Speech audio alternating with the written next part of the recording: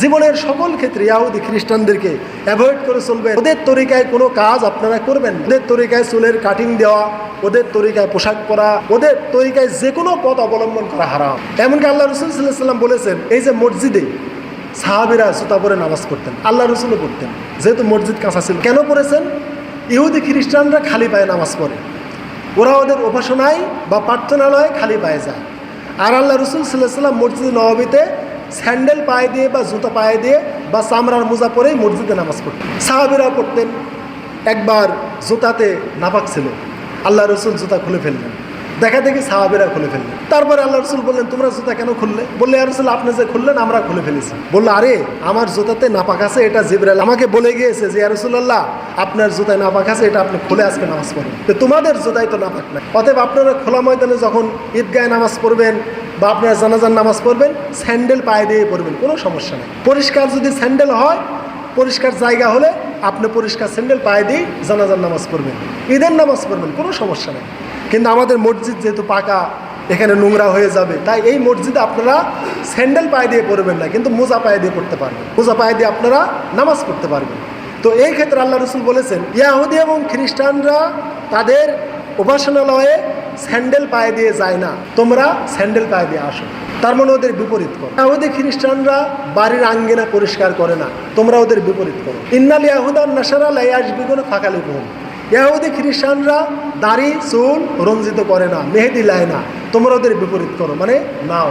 এইভাবে আল্লাহ রাসূল সাল্লাল্লাহু আলাইহি ওয়াসাল্লাম পোশাক পরিচ্ছেদ, বাড়ির আঙ্গিনা পরিষ্কার, তারপরে চুল দাড়ি রঙানো, সকল ক্ষেত্রে ইহুদিদের খ্রিস্টানদের বিপরীত করতে বলেছেন। তারপর আল্লাহ রাসূল বলেছেন, তোমরা গোপ ছোট করো, দাড়ি বড় করো। খলিফুল মুশরিকিন ওয়াফিল্লাহু শাআরি, মুশরিকরা মুজ বড় করে আর দাড়ি ছোট করে। রাসূল বললেন, খলিফুল মুশরিক, এই মুশরিকদের বিপরীত করো, তোমরা মুজ ছোট করো, দাড়ি বড় করো।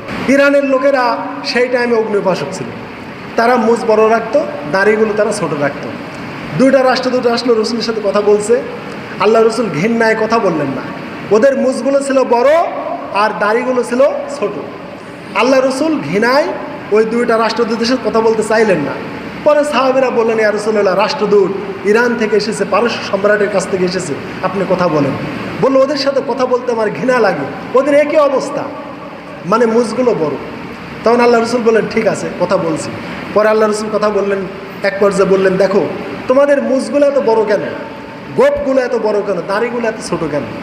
তখন ওই দুইটা রাষ্ট্রদূত বলল যে আমাদের রবের আদেশ, রব মানে পারস্যের বাদশাহ, পারস্যের বাদশাকে ওরা রব বলতো, আমাদের পারস্য বাদশার বা আমাদের রবের আদেশ মুজগুলো বড় করতে হবে, গোপগুলো বড় করতে হবে, দাড়ি ছোট করতে হবে। আল্লাহ রাসূল সাল্লাল্লাহু আলাইহি ওয়াসাল্লাম বললেন, আর আমার রবের আদেশ মুজগুলো ছোট করতে হবে, গোপগুলো ছোট করতে হবে, আর দাড়ি বড় করতে হবে। আল্লাহ রাসূল এই ক্ষেত্রেও তাদের জঘন্য প্রতিবাদ করেছেন। পুরো ক্ষেত্রে ইহুদি খ্রিস্টান মুশরিক বেধর্মীদের আদর্শের মানে ন্যূনতম অনুসরণ হয়, এটা রাসূল মেনে নেন না।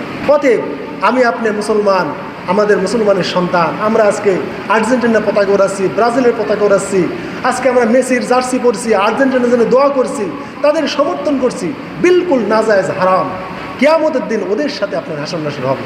অতএব এই কথা জানার পরেও যদি আপনি তাদের সমর্থন করেন, আমার আর কিছু করার নাই।